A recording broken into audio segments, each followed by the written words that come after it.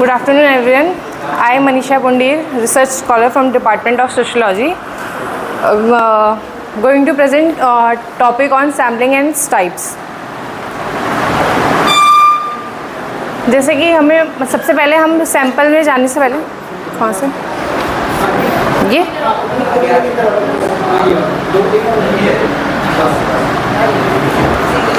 Sample मेरा topic जैसे sampling है, तो सबसे पहले हम लोग उसके रिसर्च प्रोसेस देखेंगे कि हमारे स्टेप्स क्या है रिसर्च प्रोसेस के लिए। तो सबसे पहले हमारा डिफाइन द प्रॉब्लम आता है, design the research, design the data collection and specify the sample.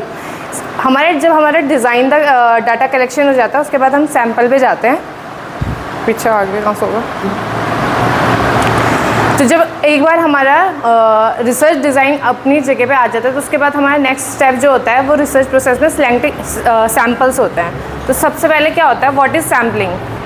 Sampling ये होता है कि जो हमारी पूरी लार्जर पॉपुलेशन है, तो ये हमारी टारगेट पॉपुलेशन होती है, उसको जब हम छोटे ग्रुप्स में डिवाइड कर देते हैं तो वो हमारी एक्चुअल पॉपुलेशन बन जाती है, जिससे हमारा सैम्पल होता है, सैम्पल निकलता है।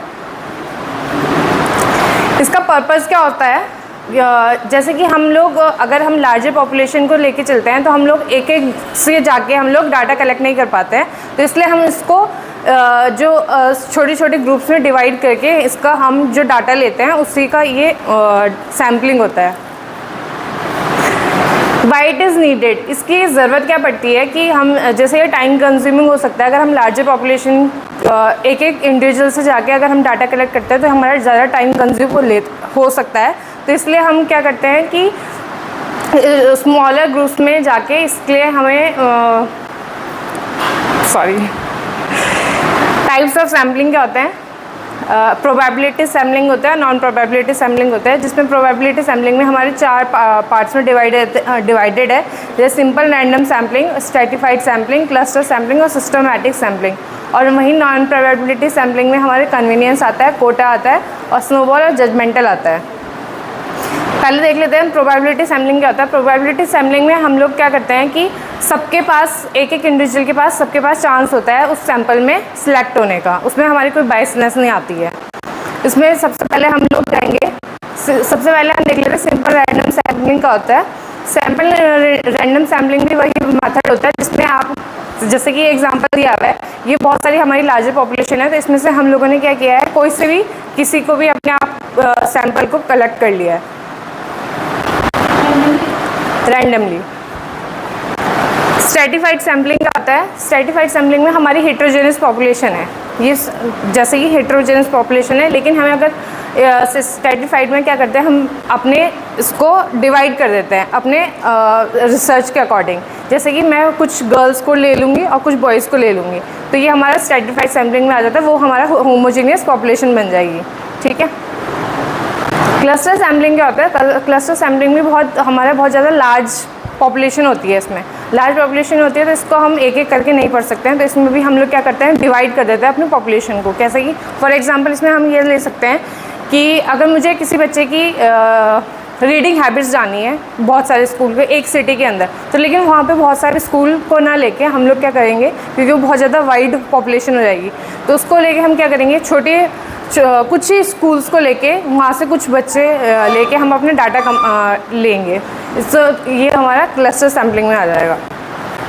सिस्टमैटिक सैम्पलिंग में क्या होता है कि हम सिस्टम के अकॉर्डिंग चलते हैं। फॉर एग्जांपल जैसे ये बैठे हैं यहाँ पे, तो मैं अगर यहाँ से 2 से शुरू करूँगी तो ये हमारा nth नंबर हो जाएगा, उसके बाद मैं 4 पे जाऊँगी, उसके बाद मैं 6 पे जाऊँगी, तो ये हमारा सिस्टमैटिक सैम्पलिंग हो गया कि हम सिस्टम के अकॉर्डिंग चलते हैं। अब आता है हमारा नॉन प्रोबेबिलिटी सैम्पलिंग। इसमें क्या होता है, जो हमारे पार्टिसिपेंट्स होते हैं, इसमें हम मतलब अपने कन्वीनियंस के हिसाब से लेते हैं, अपने जजमेंट के हिसाब से लेते हैं। इसमें हम रैंडमली नहीं ले सकते, मतलब अपने जो हमारे अपने मतलब कन्वीनियंस के हिसाब से चलेंगे। जैसे प्रोबेबिलिटी में ये होता है कि आप किसी को भी ले सकते हो, लेकिन नॉन प्रोबेबिलिटी में हम अपने कन्वीनियंस के हिसाब से चलते हैं, इसमें बायसनेस आ जाती है। कन्वीनियंस सैम्पलिंग क्या होती है, कन्वीनियंस सैम्पलिंग ये होती है कि मतलब जो ऐसा नहीं है कि जो हमारे पास मोस्ट रिप्रेजेंटेटिव सैम्पल है उसके अकॉर्डिंग नहीं जाते हैं, लेकिन हम उसके, जैसे ये मेरे पास बैठे हुए हैं, तो मैं मेरे पास हैं तो कन्वीनियंस में अपने कन्वीनियंस के हिसाब से जा रही हूँ। ठीक है। जजमेंटल और पर्पसेस सैम्पलिंग का होता है कि हम इसमें भी अपने जजमेंट के हिसाब से जाते हैं। फॉर एग्जांपल कि जैसे ये रिसर्चर्स यहाँ पे हैं, तो ये बहुत सारी हेट्रोजीनियस पॉपुलेशन है, लेकिन मैं देखूँगी कि ये मेरी स्टडी के अंदर आ रहे हैं कि नहीं आ रहे हैं। जजमेंट, अपने जजमेंट और अपने पर्पस के अकॉर्डिंग जाएंगे।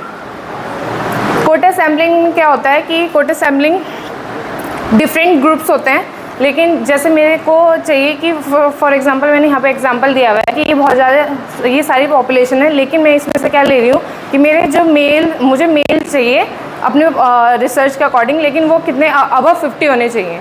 तो ये हमारी कोटा सैम्पलिंग हो गई। स्नोबॉल सैम्पलिंग क्या होती है? ये चेन रेफरेंस सैम्पलिंग होती है। जैसे फॉर एग्जांपल किसी की अगर मेडिकल कंडीशन ख़राब है, तो जैसे मैं इनके पास जाऊंगी तो ये नहीं बताना चाह रहे हैं, तो मैं इनको बोलूँगी कोई और है आपके कांटेक्ट में, तो आप मुझे उनका बताइए। तो इस तरीके से ये स्नोबॉल, ये चेन रेफरल में बनती जाती है।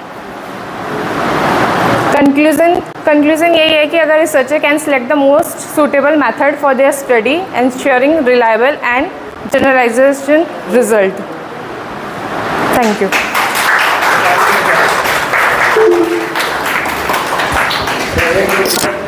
बढ़िया